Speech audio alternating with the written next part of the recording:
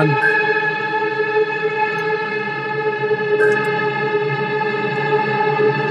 Welcome to the Paranormal Zone, a podcast dedicated to giving a voice to the paranormal community. Today we have a great program coming. We're going to interview Essex County Ghost Project. Founder and president is Tom Spitalere, and Tom's been doing this for about 20 years. We have a big announcement coming during the tail end of this show, so stay tuned because you're going to want to hear this. Today we're going to talk about basics of ghost hunting with Tom Spitalere and some of his team members. So Tom is also the co-host of the Paranormal Zone. So Tom, why don't you take it over? Well, thank you, Bob, and thank you for having me as your co-host. This is our second episode. The first one went pretty well. We're still working out some glitches, but we're going to get there. And we're going to keep bringing guests every week, and sooner or later we'll figure out everything, and we'll be doing very well for ourselves. But I want to thank everybody for tuning into the Paranormal Zone today. And I got Sara, my case manager. Hi, Sara. Hello there. Everything has been well. It's been an exciting year. We're getting ready for a busy night tonight. We got an event tonight to raise money for the scholarship fund for the Valley Patriot at Hilldale Cemetery. Starts at 6:30, but by the time this airs, it won't be. But just so people know what's going on.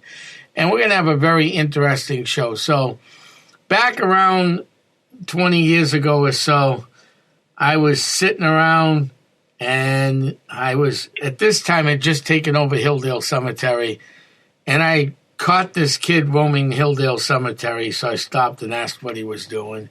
And he told me he had his own paranormal investigation unit. And I said, oh, interesting. At that time, I was with I was still with the legend of the area, Ron Kolick and New England Ghost Project. Ron's still in the field doing well. And we became friends. He helped me clean up the cemetery, and then he was having trouble with his own group. And then this other group that he caught in the cemetery because he started patrolling it, so I'd have to be there every night, invited us on a case up in Nashua. We went, and you know me, Bob, I live by very strict rules because I grew, being with Ron Kolick, being around people who are adults in the field. This group decided that they were going to have a smoke before they go on an investigation. A smoke that I'm allergic to. And in Massachusetts, it's now legal, but in most of the free world, it isn't. So I asked where the local coffee shop was, and we left and never went back. Oh, wow. On my way back from southern New Hampshire, southwestern New Hampshire, I'm not even going to give the town we were in, right? Because I don't want anybody to know, who this group was, anybody in that group at this point. I said, I think it's time we get together and form the Essex County Ghost Project. And Essex County was born. Wow. Yeah. That's how it was born. That's an interesting story. About the same time, about 15 years ago, I was on a cruise. I'll make this a short story. With my wife, and we cruised to Bermuda. And I was in the governor's mansion in Bermuda, which is a museum.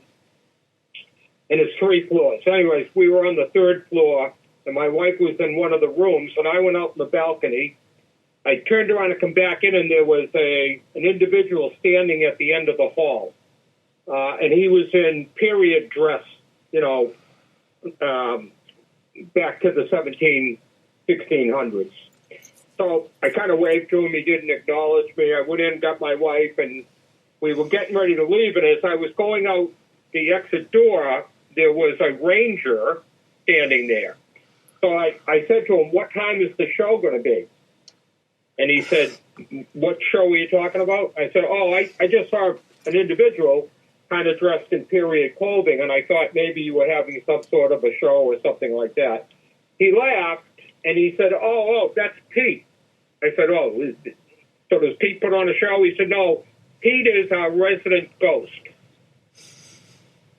So I said, oh, okay, okay. So I figured they got a couple of hicks here that, they're just jerking me around a little bit.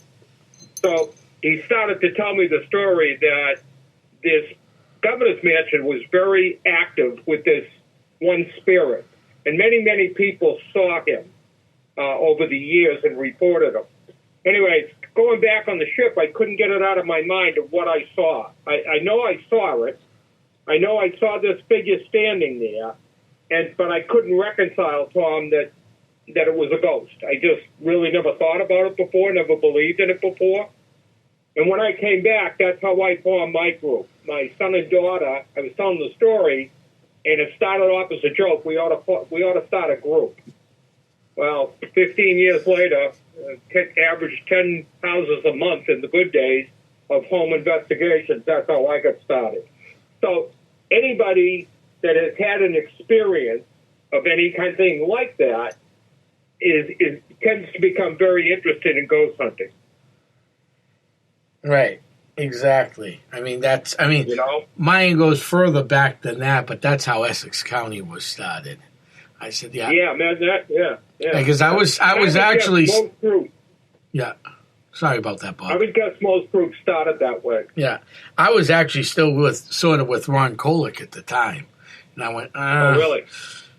Yeah, but, we were going in two different directions. I had a different belief system. He had a different... And that happens.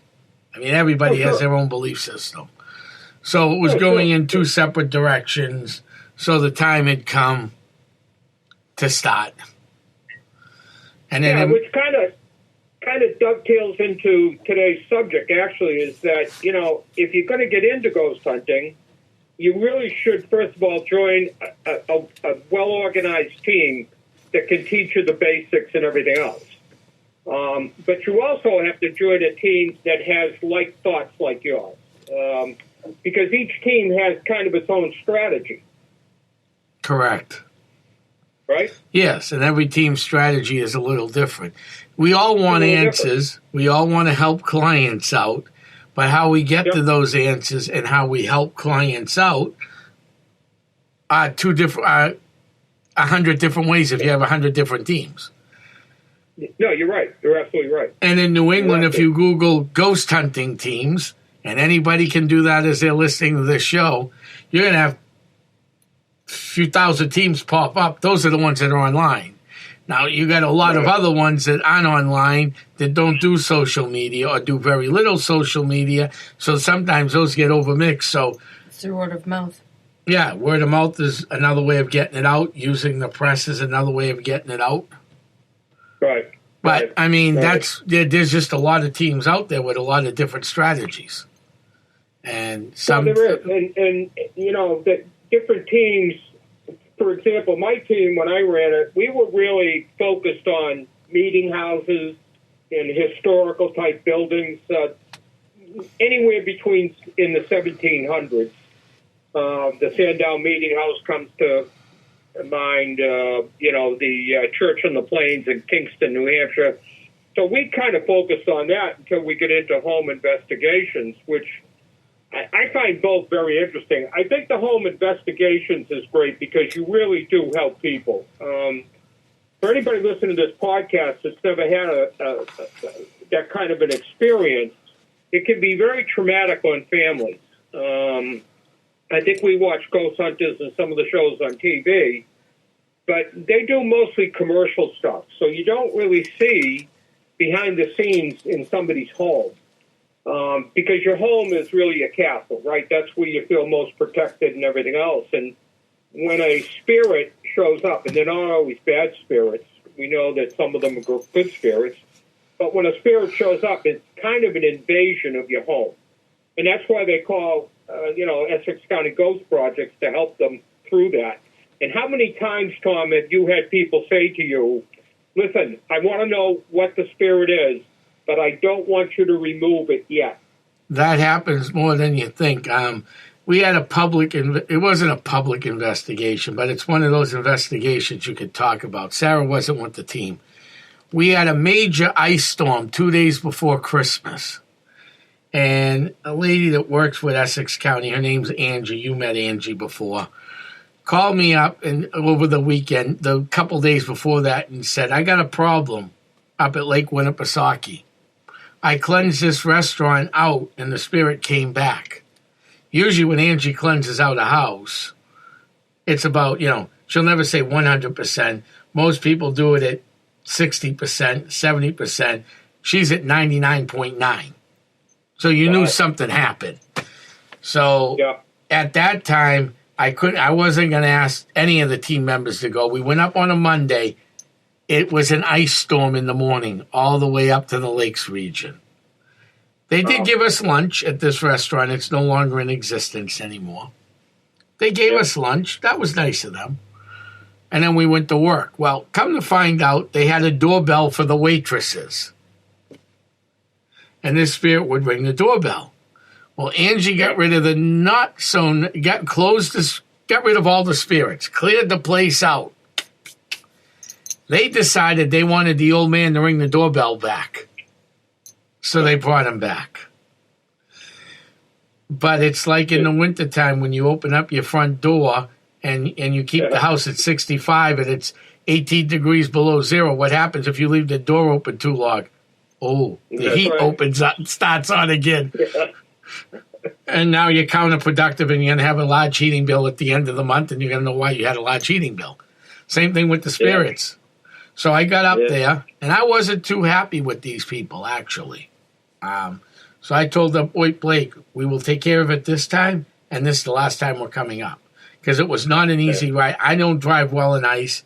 Angie is a great New England driver. She did very well getting up there. But I also called in some friends of mine to help out. They came later in the day. Rocky Morrison from Salem Ghost. And he came up. He called me up. He goes, he said he wasn't going to come, so it was just me, Caitlin, and Angie. And we took care of the situation, pretty much. And then all of a sudden, I don't know, about 4:30 at night, 5 o'clock, it's pitch black because it's December. It's 4 days before Christmas, right? We hear a car pull up because that, of course, Lake Winnipesaukee is going to be dead in the wintertime at night. It's only locals, right? You know that. Yeah, this car pull up. I get it, my phone rings. It's Rocky. Hey, Rocky. He goes, I hope you're still there because I'm here. Where are you parked? Yeah, I'm on the other side of the building. Was that you just pulled it? So he came in and helped out. But we were able to get rid of the thing, and we never went back. And they never needed us again because they actually listened. So where or who was the spirit, Tom? It was a guy. Was he from this? He was from the house. Yes, the house was once a hotel, and he was a door. The guy that would greet you at the door and open up the doors like the old movies in New York City. Like the doorkeeper, yeah. The doorkeeper, yeah. So his job went obsolete. They became a restaurant of sort, like a breakfast lunch place. So he figured he could help out by ringing the doorbell when the food was ready.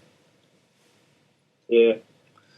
Which I found an interesting way for a restaurant to use because you and I eat out all the time. This wasn't a fancy place. This was like just a diner. I'd never seen a doorbell in it. They usually call out, Sara, Joy, table 2 is up. Or they just yell, table 3 is up. Yeah. You and I hear that all the time. Yeah, They ring the doorbell. And I just don't know, if it's ring once, it's for somebody, ring twice, it's probably for somebody else. I didn't know how that worked. I didn't get into it. Yeah. But I had to find it real interesting at this point. Well, it is interesting because most people that call a group in, they really don't have any experience with it. And, I think a lot of people are concerned about what the spirit is. But once they find out what it is, they're not sure that they want to disconnect from it. And I find that interesting that once they know what it is, the fear kind of goes away. Right.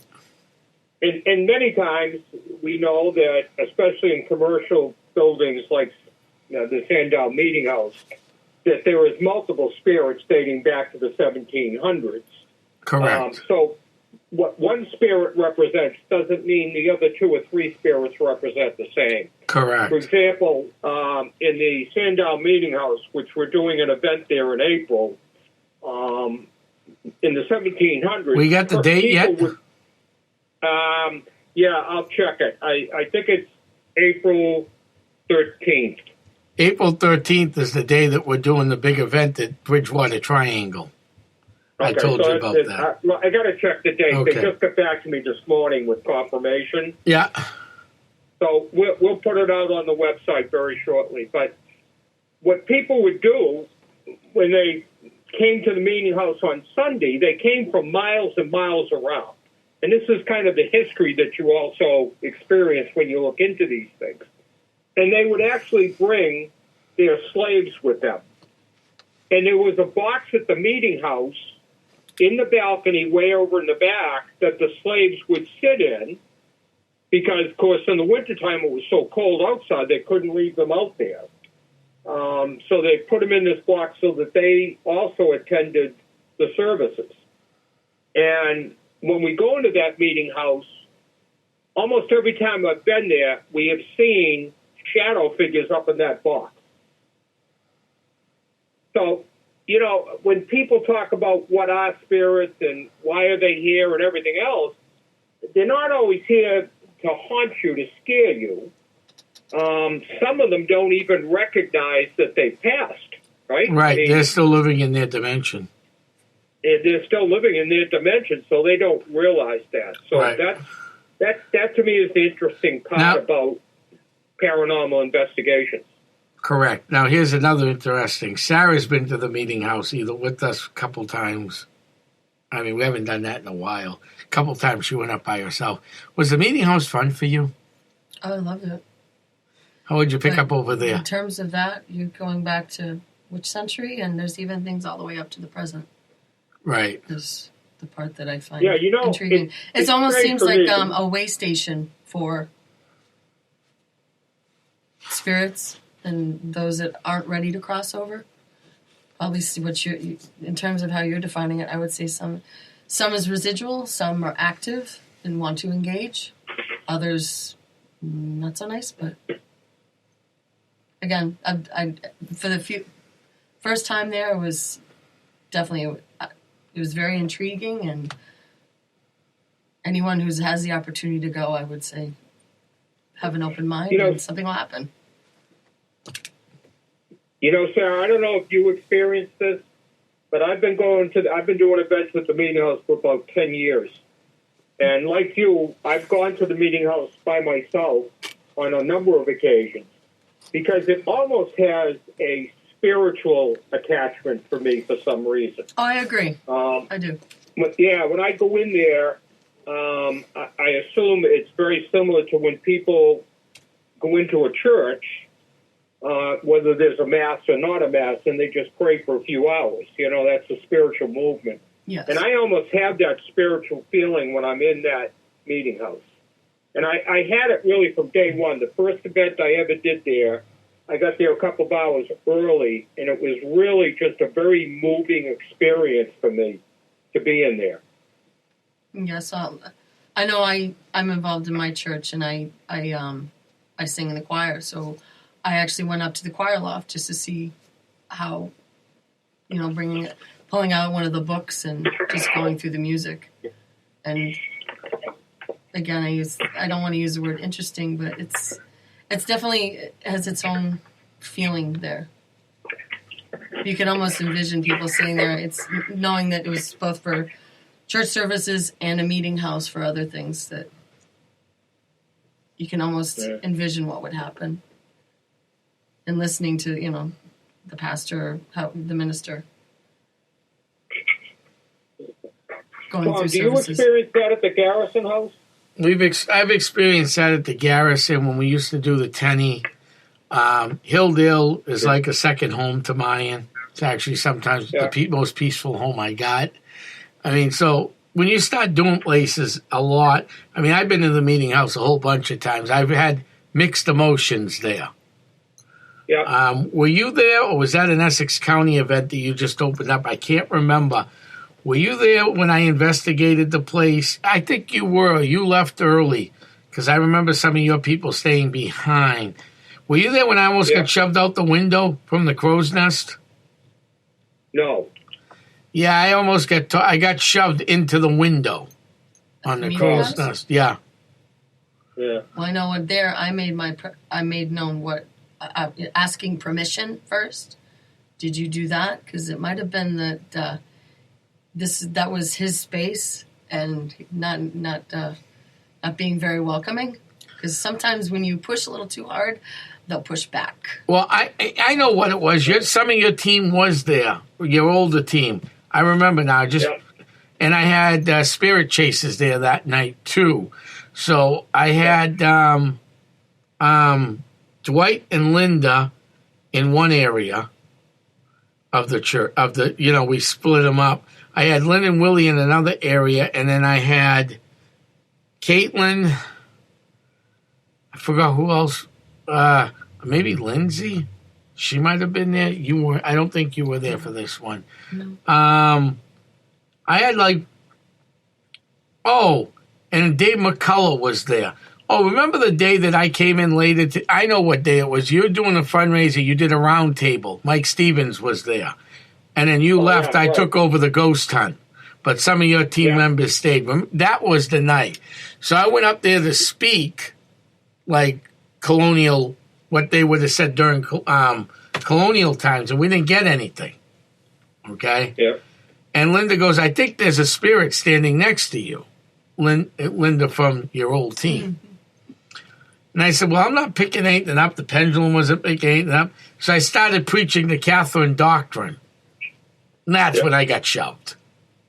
Because, of course, the meeting house would not have been used for, the Catherine doctrine. And that's right. Stacia and Mike Mackey were there, too.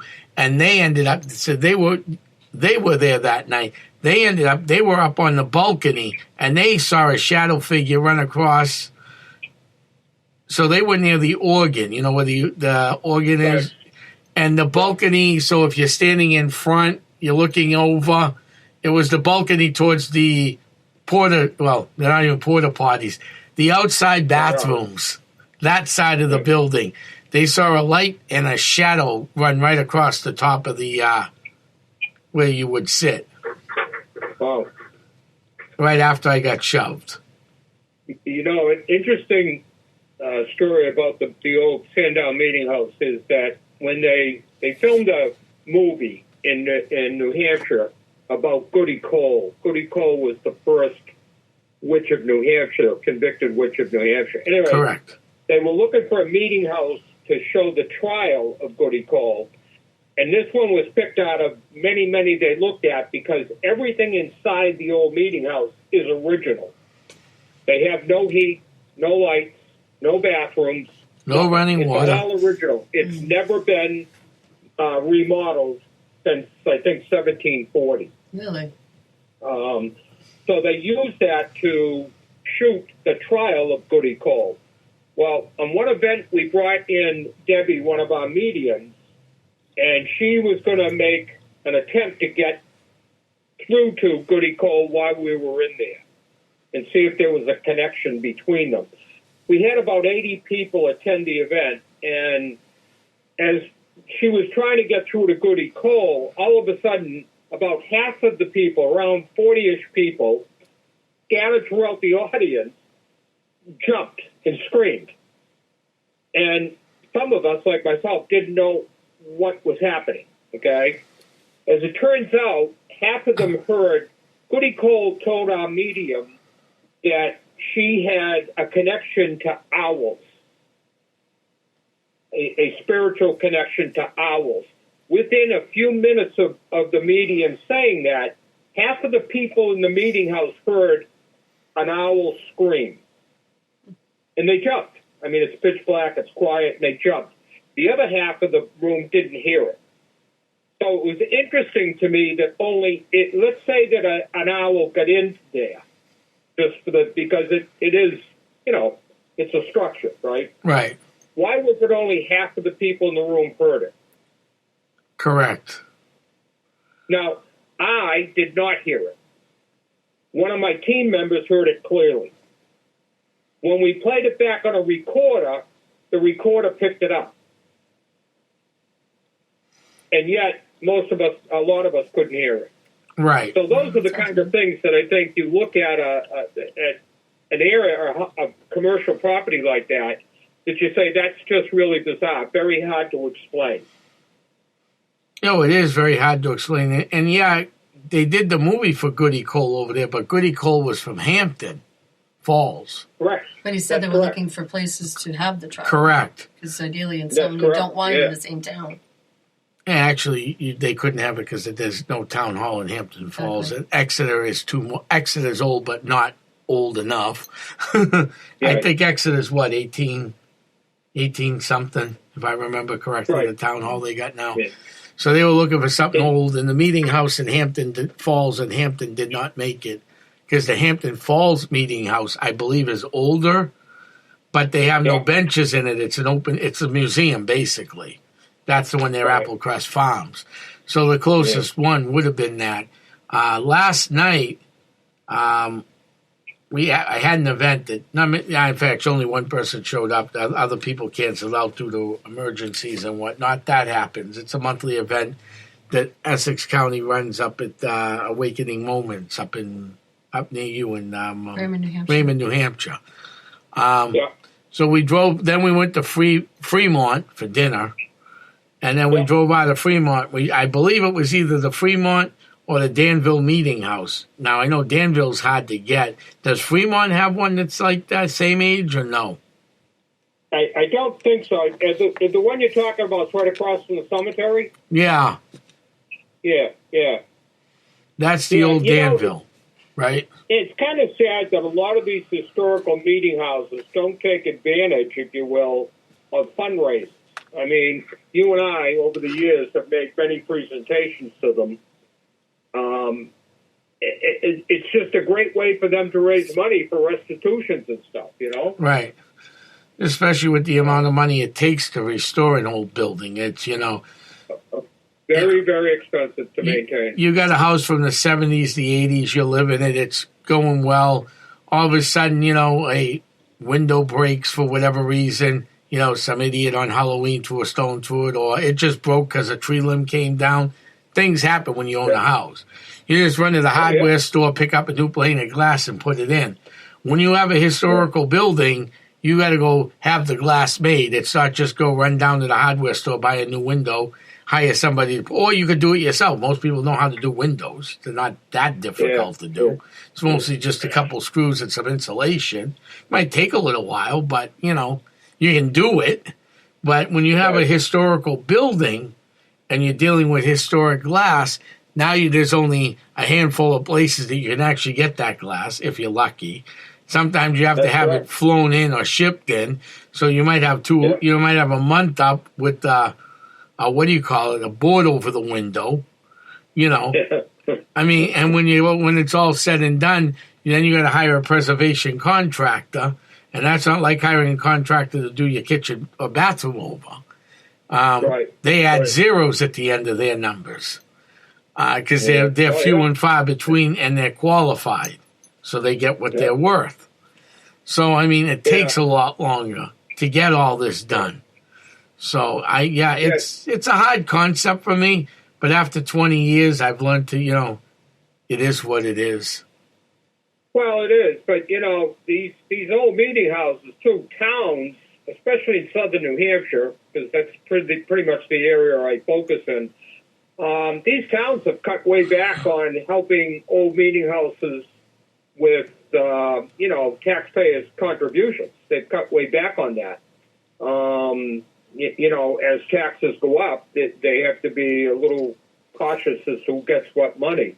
So a lot of these meeting houses are going to start to fall into disrepair because of those shortages. You and I saw that at the Sandown Train Depot. Right. They held the first event there a couple of years ago, Tom, that your group did, because they needed to raise money. Yeah, we had a good turnout for that one.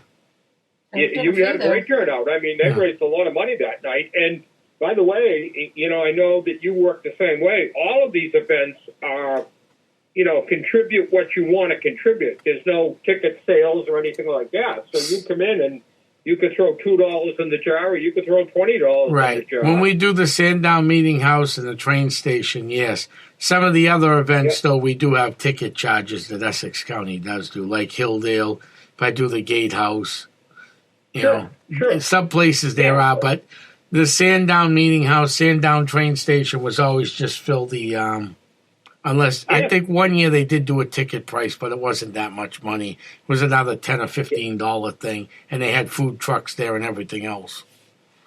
Yeah, I tell you, most events we run at the Sandown Meeting House. Now, we haven't run one since COVID, I think it's COVID ended it, and that took a couple years to settle back. We're in the process of putting more together for 2024. But, most of the time we raise $600-700 per event for them, and 101% of that money went to them.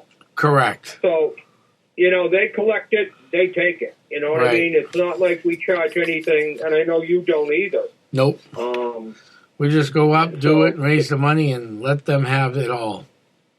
Yeah, basically.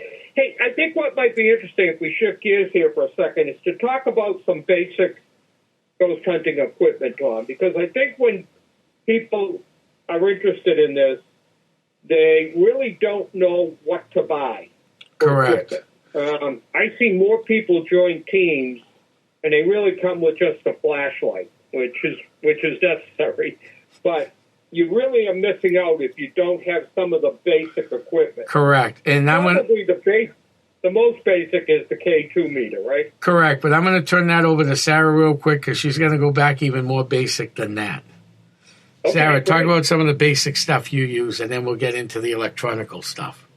Well, again, because I don't do well with electronics, I tend to choose pendulums and even dowsing rods, which in my understanding, because of how I was trained, it's been used for ages on how to find water, and electricians use it to help in doing their job and knowing where to.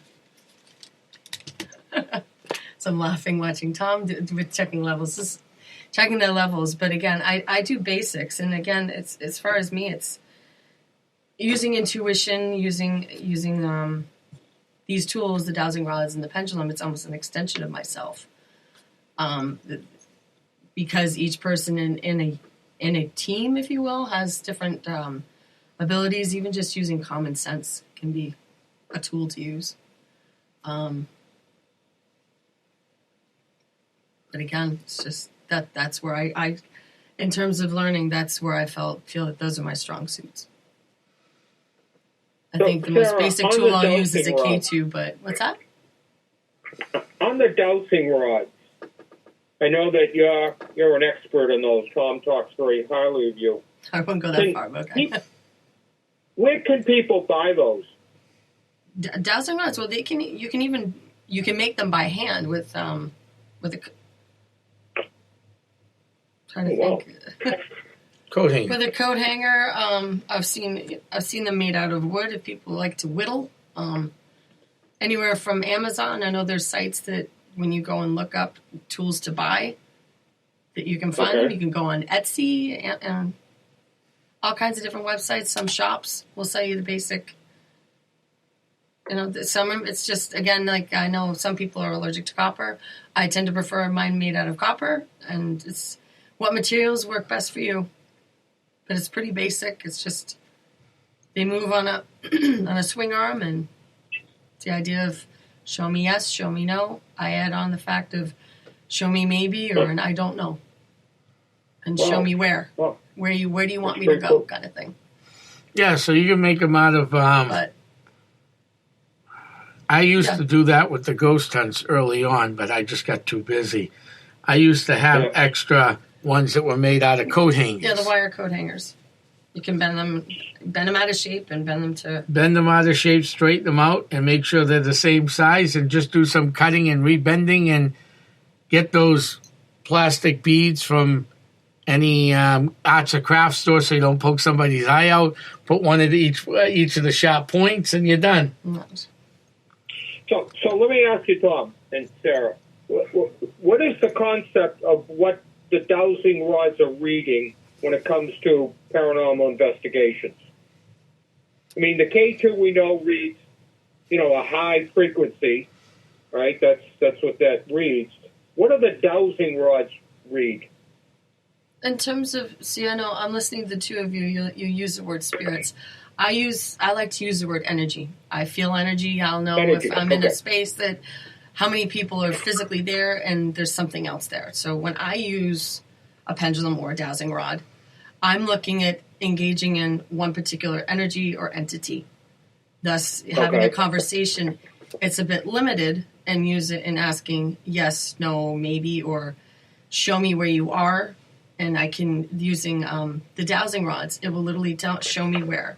For instance, in a cemetery, they will show me where to go, where they're buried, or engage, as I said, just engaging in a conversation, wanting me to go to a separate space and have a conversation away from everyone else. Wow. Yeah, right. That's pretty cool. It's pretty cool. It's a way of conversation. Sarah, is somebody that's looking to join a group or get into paranormal investigations, besides the dowsing rods, what other basic equipment should they purchase? I mean, I know they should have a camera, right? A recorder. I'd say, regular digital camera, even your cell phone. Your cell phone some people are very fortunate to be able to use their cell phone to take pictures. I have a friend that uses audio on the phone and picks up some great stuff, like you were saying with an owl. Hearing different animals that would not necessarily be in a space, or, hearing someone talking that isn't there when it's just you, or maybe, hopefully you're going with someone to somewhere when you find a space to investigate. Bob, a former full-time member of the team, now nobody's really full-time, but this guy used to come on all our stuff, but he stepped way back. He's in his late 70s. You know him, Joe Bella. Joe Bella. Yeah, he'll come on a few local events with me here and there if he needs help, but that's about it. Because he's just getting, he's at the time they're stepping back and he's got some other stuff going on. But when it came to taking photographs with a digital camera, there was nobody else I ever met better than Joe.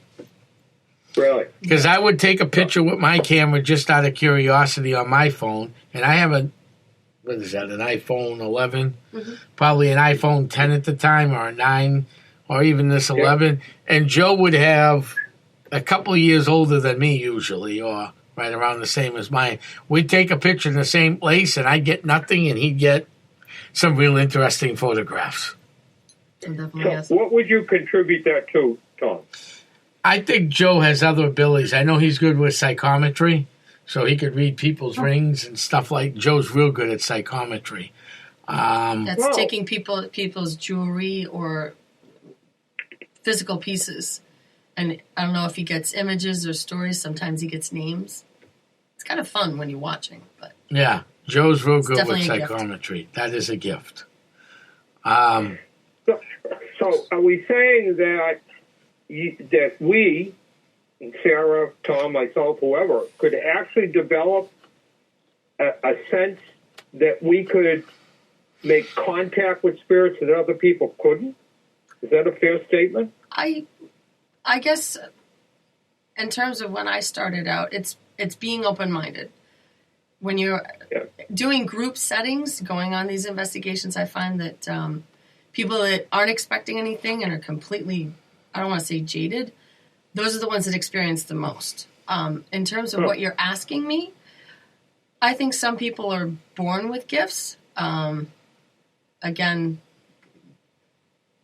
it's in terms of myself, I just, as I've been going along, I don't want to say along for the ride, but learning the basics, I've found that I've had talents and not realized it. And working on my own and working with other team members, it's growing to see what I can do to help, either with other clients and see what I can do. The other thing is, it's just the experiences I find that you know, getting away from the electronics, I realize the two of you, again, not trying to toot my own horn, but, going down to basics is when you can be able to almost engage an entity or a spirit because they're being recognized. And yes, sometimes you have what's termed an S-box because it's going through radio stations. That's another way you can hear people who aren't attuned can hear words, a name or a place or things like that. So do you think, Sarah, that spirits, energy, recognizes that you're more open to this than some people might be, or that you have a gift that maybe somebody doesn't have?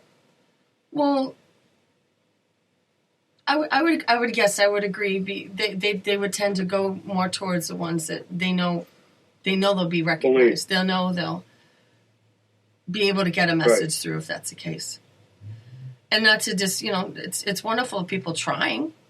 Sometimes it's just that 1 in 1,000 chance that you get a picture or you get an audio or a video.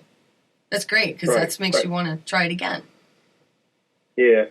Anytime I was, especially couples, Sarah, maybe one of the other spouse doesn't believe, and they would come to events because the other spouse wanted to come. Yeah. And inevitably a spouse that didn't believe would say to me, I recognize what you're doing and everything, but I don't believe in this stuff. I've never had an experience.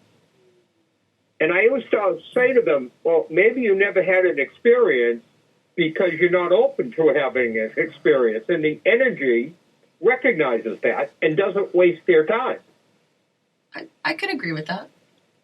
Yeah, I think you look at mediums or psychics, a lot of those folks, they are so open to this that I think energy and spirits recognize that they're not going to have to waste their time or use energy they don't want to use because you're opened up to it. And when you close that door, I think energy recognizes that and says, okay, that's fine, I won't bother you. Home investigations, I have almost every one I've ever done, I have found one spouse very receptive to it, or both spouses very receptive to it. I haven't been to too many investigations where both people, or the number of people living in the residence, were all non-believers. Oh, I'll spin this out. Yeah, in terms of a spouse, you're talking about couples. Last night, being out to dinner, one of my mentors, if you will, this person's married, Angie. She's explaining a story. Now, her husband, completely scientific, being out doing something, going out for a ghost walk, if you will. She sent her husband out. She's like, just take photographs, not expecting anything. And he actually got stuff. Again, this is someone who doesn't do this for fun at all. Right. But how lucky he was that he caught something, and he's not attuned to any of this. So. Yeah. I mean, it's energy. We know that spirits they control the show. Frankly, we've all had the K. Yeah, we've all had the K2 meters that goes, real well for 5 minutes, and all of a sudden it shuts down. Right. I always say that spirits control their own emotions and contacts. We don't control that. No. We hope, when we ask a question, we hope our K2 meter or recorder or digital camera catches something. But that's really, I think, up to the spirits to do that. Right. And that's why... I think that's why the Sandown Meeting House has such an impact on me, because I really think I've made contact in there so many times that they kind of know I'm open to this. Right. They're your friends. They know you by name as well. They know you by name. They're your friends. I'm not afraid of it. I invite it, and I embrace it in most cases, because I really believe that they're trying to, make contact with us from the other side. Certainly, we've all dealt with what is the other side. Right. And everybody has a little different, definition of what the other side is. Mm-hmm. For example, the medium I work with believes that you can cross over and back anytime you choose to. And that makes sense. And I would agree with that. And that's a choice of theirs. So if you call them, try to make contact, they can, if they choose to, come over that bridge. Or they can go back, which then, the next question obviously is, well, why can some and not all? Well, that's what makes places like the Sandown Meeting House, Tenney Gatehouse, Hilldale, it's a little harder because it's an outdoor space. Yeah. Even the Garrison House, and interesting, and the train station too, because that's got a lot of energy moving parts in it. To go in there and set up different things. Send Sara and Angie and anybody else in with the dowsing rods, and with pendulums or whatever. Yeah, you send your psychics in first, if you will. Well, and then while they're doing that, set up the cameras. Now, what do I mean by setting up cameras? Everybody gets... I haven't set them up on a case in a while because I haven't really needed that many interesting... because it's a lot of work. The Essex County DVR system is at least 9 cameras, 9 TVs, 9 VHS or DVR players, and 3,000 feet of wire. It's a lot of work. But when you hit a place like the Sandown Meeting House, I don't... If need be... If we're going to do a full-out event, I will set that up. Now, what's the reason for setting that up? I would also encourage people to bring their new digital cameras when I would bring out my point-and-shoot 35mm camera. Because in a place like Sandown, the spirit energy moves at many different decimals. So sometimes the K2 meter may pick it up, and sometimes the dowsing rods and the pendulum will pick it up in an area where the K2 doesn't, and vice versa. So if you're using the old camera systems, the aperture speed is a lot slower than digital. Yeah, you got to go back and, get that film developed. There's a lot more. You just can't go take a whole bunch of pictures and go, look, did I catch anything? Oh, darn it. Or, yes, look what I caught, and then you pass it around to everybody like you would your phone. So a place like that where you could use multifaceted tools, maybe if that next Sandown event at the Meeting House is going to be daytime, evening, one of those that I can get in a little earlier, maybe we'll set up some of the DVR system so we can show the public how the slow apertures can work. That might be fun to do. And I think this kind of, is a segue, if you will, into kind of the announcement that we're going to make. And that, and I congratulate my co-host because it was his idea. We are going to form a paranormal school that will roll out sometime around May. And it will really take people that are looking to join a team and give them the education and the basics that they need. And, of course, equipment will be part of that. Speakers will be part of it. We haven't put the whole plan together yet. No. But if you're really interested in the paranormal, as opposed to just going out and buying equipment or opposed to just walking into cemeteries, because we all know that spirits react to us when they choose to react to us. So because you go into a home, a meeting house, a cemetery, or anything else, and you get nothing, doesn't mean necessarily there's nothing there. It's my opinion that spirit sometimes takes a while to warm up to you, to try to understand what you're doing there. So they don't always respond quickly. Sometimes it's the third, fourth investigation that you get it out of. Anyways, when we will make announcements on our podcast as to the school, location, times, and so forth. I think it's a great way for you to learn, for our listeners to learn about the paranormal, even if you don't want to join a group, if you just want to learn about it. Because, frankly, there are very few educational processes in place for people that have interest in the paranormal. Yeah, that is true. I mean, there really isn't. I mean, you know, a Paranormal 101 at a library, but that's only going to get you so much because, even if you went Sure. to 3 different investigators, you and I have a paranormal 101. We'll probably do it a little differently, which is fine. We always do things differently, which is good. Yeah. You're going to learn, you might learn a little bit more from Bob on one thing and learn a little bit more on my 101 on another thing. But you're not going to learn everything you need to go buy all the fancy, and buying all the fancy equipment. I tell this to people all the time at all my talks. You probably do too, Bob. Just because you got the fancy equipment, 95% of the time doesn't mean you're going to catch the ghost or even know why the ghost is there. Because sometimes that fancy equipment doesn't work. Yeah, and I think sometimes people go out and spend a lot of money quickly and get discouraged. Yes. Yes. And that's why when you join a team like Essex County Ghost Projects that has all the 20 years of experience, they get you over that discouragement hump, if you will, because you guys find things. I mean, seldom do you go on an investigation now that you don't find something because you're so in tune to what spirits are looking for.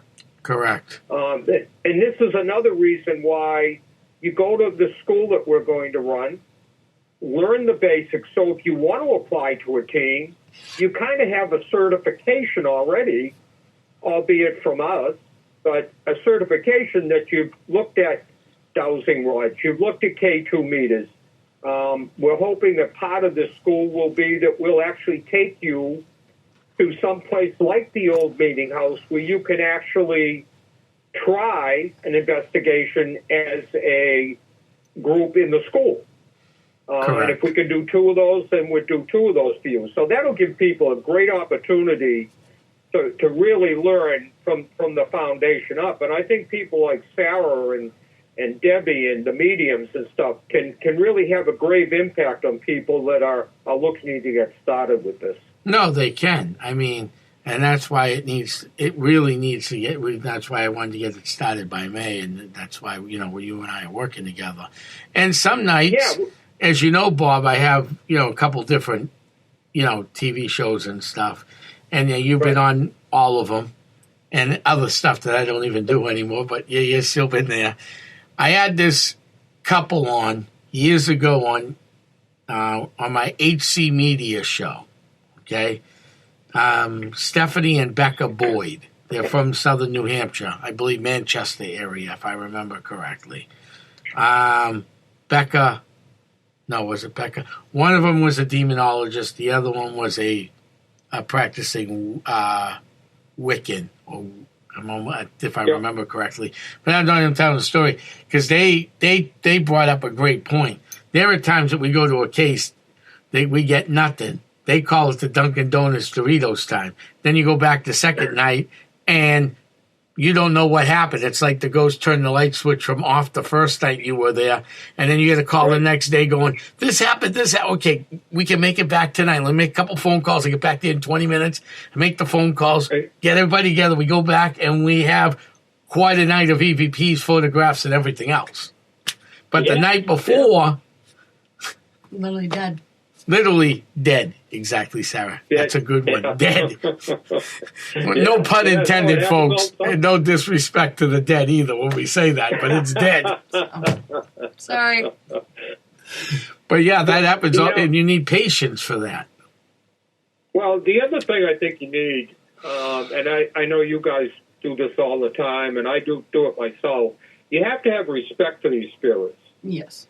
If you recall the Ghost Hunters, which those guys were from Rhode Island, and really I've always thought that they were the father of ghost hunting on television. They really kind of started that whole ball rolling. But, lots of times they would talk about being antagonistic. And to me, I've always found it works better for me to show respect to these spirits, to understand what they're trying to achieve themselves and how difficult it may be. We don't know how tough it is for them to communicate with us. Exactly. We buy electronic equipment, and it's pretty easy for us to do it, but we don't really understand just how difficult that may be for them, how much energy it takes, or or what else they're dealing with on the other side, because we don't know about the other side. Well, Bob, I could spin it that when you have some of these equipment, when your battery drains, that's a way of them communicating. Yeah, in all honesty, that's a way that they're trying to communicate. Yeah, they're trying to regain their energy level. So it tells us that takes energy for them to communicate with us, and that's why some people think that K2 meters, when you make contact, should go on for hours. You're lucky if it goes on for 5 minutes. Right. Right? I mean, most of us get 6 minutes out of a K2, and the spirit's got to go away because they've got to regenerate that energy level again. Exactly, and it's just regenerating the energy level is sometimes not that easy. Yeah, but the issue is you have to have respect for that, and I've never been someone that thinks you just should try to antagonize them. I think it should be a communication, and I've seen mediums do this so well. I mean, most mediums are just excellent at being compassionate and respectful for the people they're talking to. And usually it's a client's loved one, right? In most cases. Yeah, in most cases. So, there are those few exceptions, though, Bob. There are. There are times when I've had to push the envelope because you know something was there, you knew it was hiding, and you knew it wasn't safe. It wasn't a loved one. It wasn't Casper. It might not have been a demon. I've had a couple of those.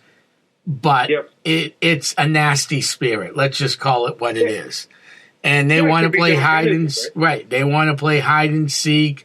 Then when you leave, they want to push people downstairs, scare the living daylights out of them, and everything else. Well, after a while, that runs on my patience. So I will, if I am pretty sure that's what it's going to take to make contact with these spirits or energy to move them out.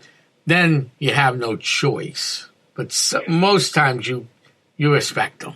But I will add to that, though, if you intend on being aggressive, is make sure people are around you in case yourself or other team members get hurt. It is very... Right. No, you always have to I would do it under certain circumstances. I don't agree with it, but... Yeah, and I think you have to be aware there is dark energy. There's no doubt about that. Right. We've all run into that over the course of a long period of time. I've been very fortunate. I haven't run into it a lot in 20 years. But it's there. I mean, there's no doubt about that. Setting your boundaries, though, when it comes to that. Exactly. This is my space. That's what's important. Yeah. Hey, before we wrap up the show, let's give everyone Essex County Ghost Project's contact information. So you can reach us on Essex County at Facebook. Paranormal New Hampshire is another site. Truth and Beyond is another Facebook site. These are all Facebook sites. Some of those, Bob, you'll remember because those. Yep. I still got them all. The best way to reach me right now until we get the website situated because we had some trouble with that, and we're working on it. It's just there's a lot of moving parts with the website. Is call my cell phone at 978-376-2807. We do have email, Essex County Ghost Project 1108@gmail.com. And that too. Yeah. And again, I think that this show is just for this reason, to give an active voice to the paranormal community. So if you're a witch, if you're a demonologist, if you're a medium, you're a psychic, and you want to come on the show, you need to contact us. We'd be happy to bring you on because the same way we approach ghost hunting is with respect and dignity. We believe in all this, and we believe in you when you come on. So you'll never be embarrassed or anything by us. It's really getting your message out to our listeners to educate people as to what we really do and why we do it. I mean, I get that question all the time. If you don't charge, why do you do it? And I think the simple answer is because we're looking for the truth. That's why we do it. And we do it to help people. And we do it to help people because, believe me, I was shocked when I found out how many people had their homes active and didn't know where to turn to. Right, or they know where to turn to and can't afford to. Well, this is the other thing. We know some groups charge. I don't mean I don't mean the groups either, Bob. I mean, most people will turn to if they're Catholic, they turn to the church. That's a $5 just to start. Yeah. Most people don't have $5 to throw around. And folks, I don't mean $1 bills either. Yeah, no, you're exactly right. And the other thing, especially I'm a practicing Catholic, so I can say this. The Catholic Church is not big on, coming out to your home if you have you have spirits in your home. They're great at doing other things, but you really need to call somebody like Essex County Ghost Projects that's been doing this for years and understands it. I mean, clergy plays a role in this. There's no doubt about that. Right. But believe me, they're not as proactive with this as your group is, for example. No, they do have a demonologist that works out of the Vatican. But to get to him, you got to go through, oh, my God, that's all I'm going to say. That we could save for another show to talk about, because the steps to get them to fly. Oh, and then, but short and sweet, because we got to wrap this up. At the end of the day with the Vatican, once you're done their 2-year process, then you got to pay for the priest to fly out to the Vatican, from the Vatican to your home, and then give him a hotel room to stay at overnight and food. So if they're there for a week, now you're paying a week's worth of after you've already paid the church. You may be better off just selling your house and moving on. Right, at least you'll make money that way. That's right. Well, Sarah, thank you so much for coming on. You were a great guest. Thank you. It was really interesting, and we can't thank you enough for appearing on the Paranormal Zone. No problem. All right, thank you, Bob. Thanks, guys. We'll talk soon. All right, have a good day. Have a great day, everybody. This is Tom Bye. and Bob. Talk to you soon. Bye-bye.